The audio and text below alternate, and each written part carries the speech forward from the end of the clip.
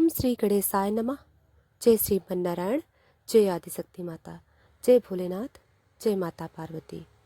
दोस्तों, आज हमारे साथ श्रवण करेंगे महाकुंभ की पौराणिक कथा। दोस्तों, पौराणिक कथाओं के अनुसार समुद्र मंथन के दौरान कलश से अमृत 12 स्थानों पर गिरा था, जिनमें से 4 स्थान पृथ्वी पर और 8 स्थान स्वर्ग में थे। पृथ्वी के 4 स्थान प्रयागराज, हरिद्वार, उज्जैन और नासिक है। दोस्तों, आपने महाकुंभ के बारे में कई सारी कहानियाँ सुनी होंगी, लेकिन आज की इस कहानी में हम आपको बताएंगे कि महाकुंभ क्यों मनाया जाता है और इसकी कथा क्या है। इसलिए आप सभी से हाथ जोड़कर विनम्र निवेदन है, आप इस कथा को शुरू से लेकर अंत तक अवश्य सुनें। और जो भी श्रोतागण इस कथा को सच्चे मन से शुरू से अंत तक सुनते हैं, भगवान श्री विष्णु जी की उनके सभी संकट हर लेते हैं और उनका जीवन सुखमय बना देते हैं। तो दोस्तों, आधा अधूरा ज्ञान सांप के विष के समान होता है और आधे अधूरे ज्ञान से जीवन में मनुष्य कभी भी सफलता नहीं प्राप्त कर सकता। इसलिए आप सभी से अनुरोध है कि इस कथा को अंत तक सुने। तो चलिए दोस्तों, अब हम सुनाते हैं महाकुंभ की कथा। एक बार भगवान श्री विष्णु जी और माता लक्ष्मी जी ने अपने सिंहासन पर विराजमान थे। तभी भगवान श्री विष्णु जी ने देखा कि माता लक्ष्मी जी किसी बात से अत्यंत चिंतित हैं। तब कुछ समय बाद भगवान श्री विष्णु जी से रहा नहीं गया और उन्होंने माता लक्ष्मी जी से पूछा, हे देवी, लगता है आज आप किसी बात को लेकर बहुत चिंतित हैं। दोस्तों, फिर माता लक्ष्मी जी भगवान श्री विष्णु जी से कहती हैं, हे प्रभु, आज मेरे मन में एक प्रश्न ने विकराल रूप धारण कर लिया है, जिसका समाधान मुझे नहीं मिल पा रहा है। इस कारण मैं बहुत चिंतित हूँ। फिर विष्णु भगवान जी कहते हैं, हे देवी, आप निश्चिंत होकर अपना प्रश्न पूछिए, मैं आपको इसका उत्तर अवश्य दूंगा।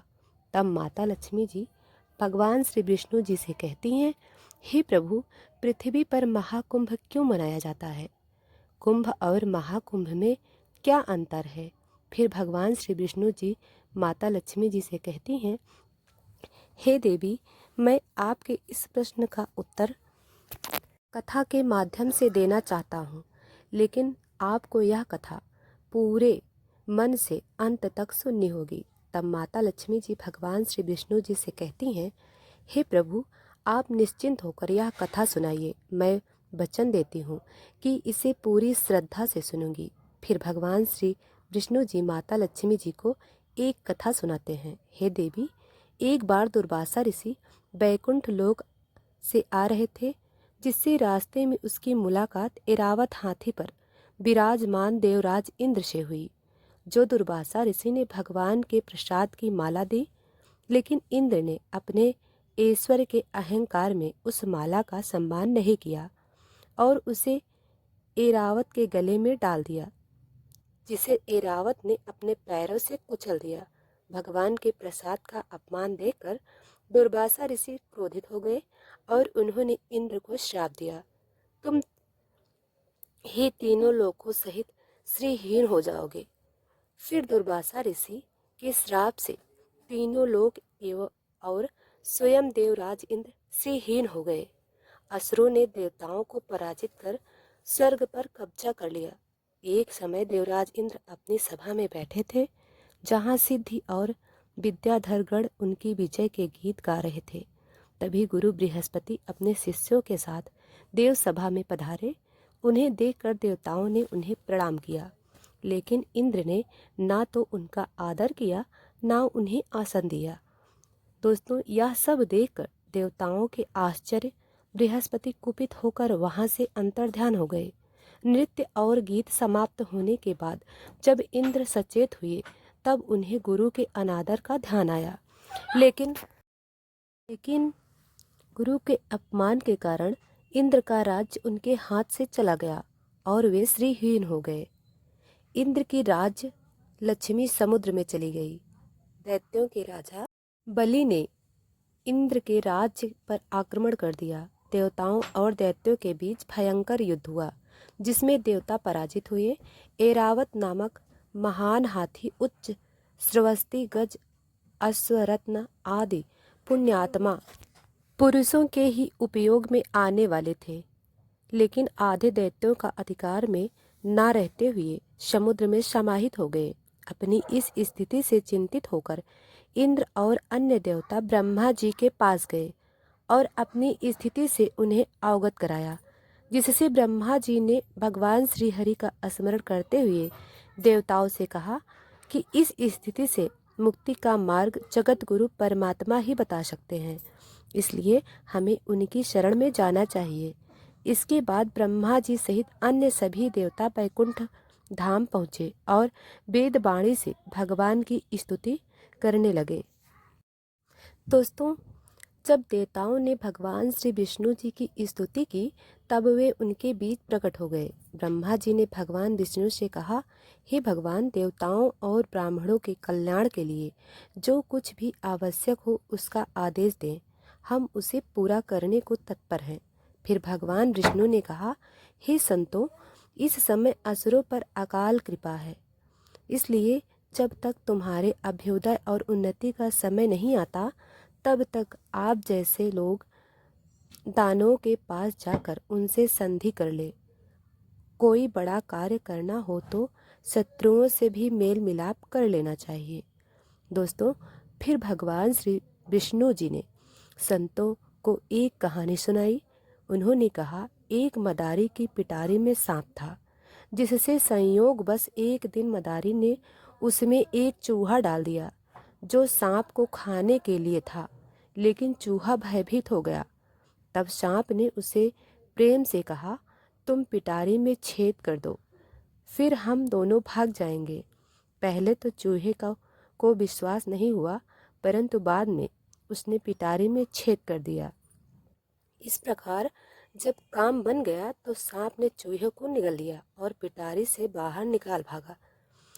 फिर भगवान विष्णु ने कहा, हे देवताओं, तुम्हें अमृत प्राप्ति के लिए समुद्र मंथन करना चाहिए। पहले तुम्हारे लोग क्षीर सागर में सब प्रकार के घास, तिनके, लताएं और औषधियां डाल दो। फिर तुम लोग मंदराचल पर्वत को मथानी के रूप में उपयोग करो और वासुकी नाग को रस्सी के रूप में बांधकर मेरी सहायता से समुद्र मंथन करो। दोस्तों, फिर भगवान विष्णु ने देवताओं को यह विश्वास दिलाया कि अमृत पाने में केवल उन्हें ही लाभ होगा, जबकि असुरों को श्रम और कष्ट ही मिलेगा। उन्होंने यह भी कहा है कि असुर जो भी स्वीकार करें उसे शांति से स्वीकार करो, क्योंकि क्रोध से कुछ भी हासिल नहीं होता।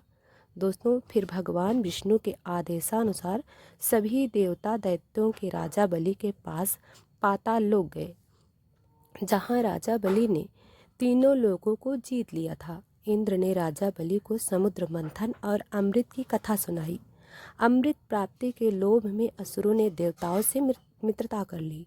समुद्र मंथन के लिए असुरों और देवताओं ने मदराचल पर्वत को उखाड़ और समुद्र तट की ओर ले गए, लेकिन मदराचल पर्वत बहुत भारी था और उसे ले जाना मुश्किल था।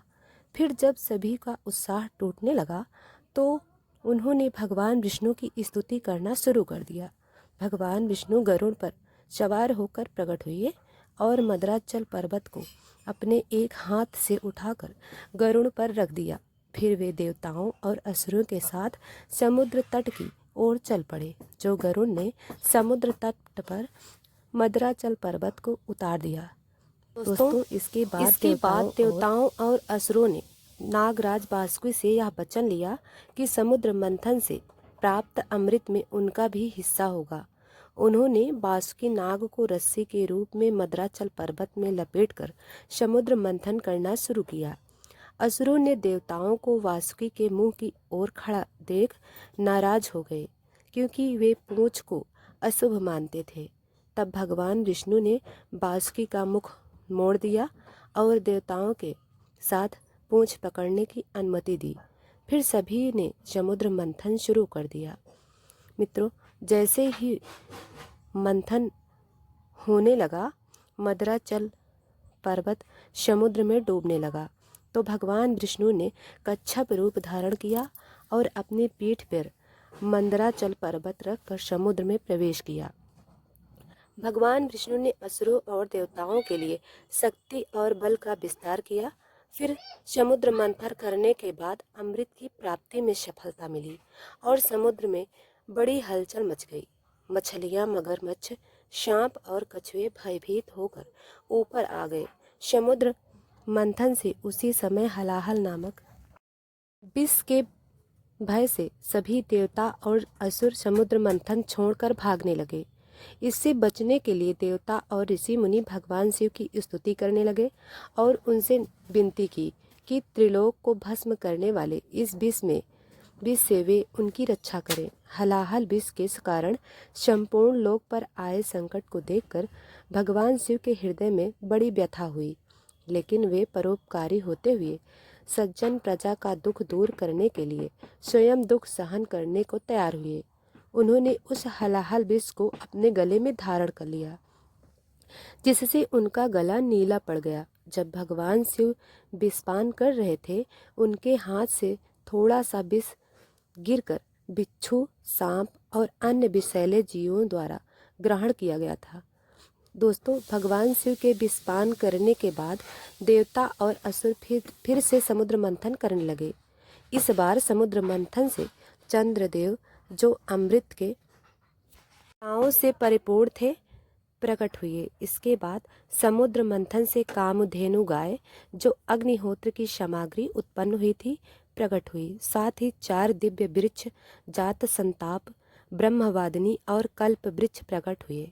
इन वृक्षों से देवताओं ने अमृत और अन्य पवित्र पदार्थों का लाभ लिया। दोस्तों, समुद्र मंथन से उच्चस्र नामक श्वेत वर्ण का घोड़ा, ऐरावत हाथी, कौस्तुभ रत्न, भांग, काकड़ा, सिंगी, लहसुन, गाजर, काक, धतूर, पुष्कर, रंभा और अन्य अप्सराएं भी प्रकट हुई। इसके बाद समुद्र मंथन में देवी प्रकट हुई, लक्ष्मी भी प्रकट हुई, जिन्हें विद्या और वैष्णवी शक्ति माना गया। मदिरा के रूप में वारुणी देवी भी प्रकट हुई, जिन्हें दैत्यों ने भगवान की अनुमति से ले लिया।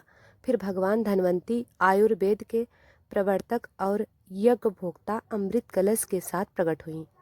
जब दैत्यों ने अमृत कलश को छीन लिया तो देवता विषाद से भर गए, जिससे भगवान विष्णु ने अपनी माया से दैत्यों में फूट डालने का संकल्प लिया।